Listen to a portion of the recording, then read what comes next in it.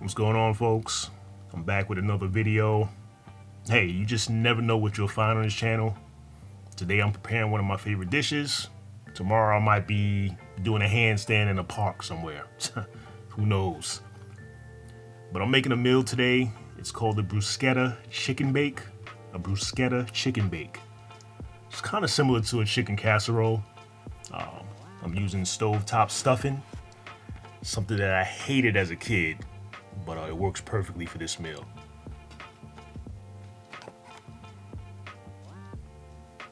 And basically right now I'm just slicing some grape tomatoes as thin as possible. You can use canned diced tomatoes as well. I'm just not a big fan of canned products. So grape tomatoes work best, and I'm gonna cut them up, dump them into a bowl momentarily with the stuffing. You want to use a half cup of water and mix everything in. What I didn't film was minced garlic. I did use about a teaspoon or two of minced garlic.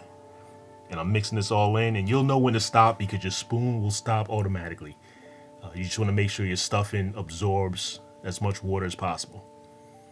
I'm pouring a little basil into the mix to give it a little flavor before we go on to the next step. So I know a lot of the fancier cooking channels, a lot of the cooks use gloves. There's no need for gloves. I'm just making this meal for myself. It's kind of a last minute thing. Maybe next time, around, I'll wear gloves and I'll make some original stuffing. But right now I just want to rinse the chicken under some lukewarm water. And you see that right there?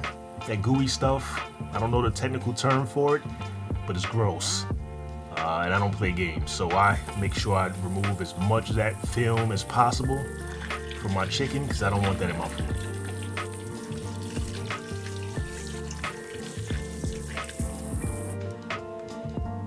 All right, and at this point we're seasoning. I'm using some black pepper, making sure I season both sides. Typically for my meat products, I like to season and let them marinate in the fridge, but again, this was a last minute thing and I just wanted to make it as quickly as possible.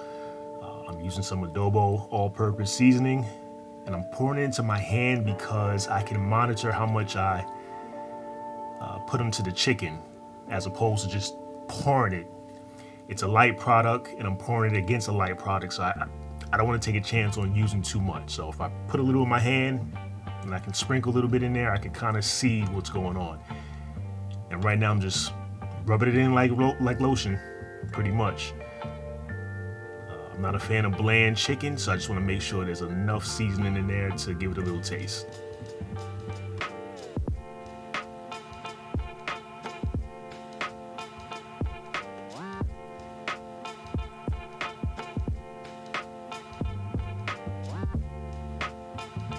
And the last seasoning I'm going to use will be some oregano.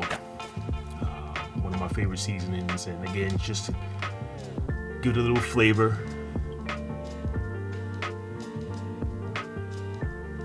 Again, you want to monitor how much seasoning you use if you have high cholesterol issues, things of that nature, so use your own discretion here.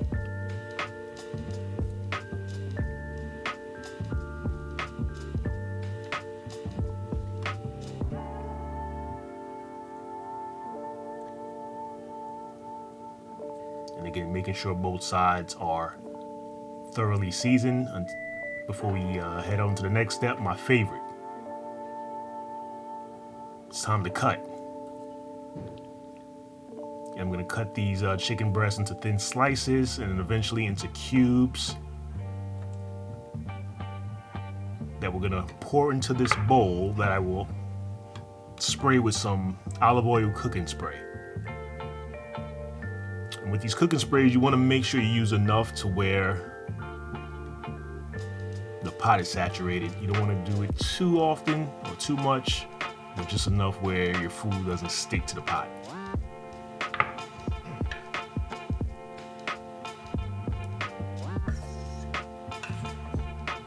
Dumping the chicken in there. And now I'm going to use some shredded mozzarella. or mozzarella, whichever you prefer. About a cup, and we're gonna sprinkle it on top.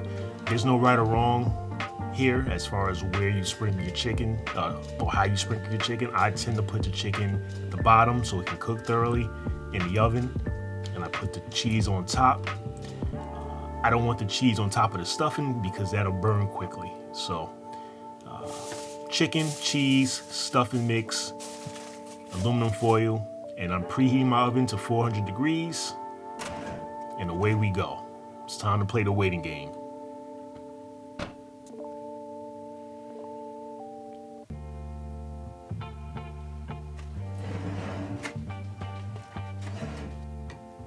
Look at that right there. See that chicken mix with the cheese at the bottom?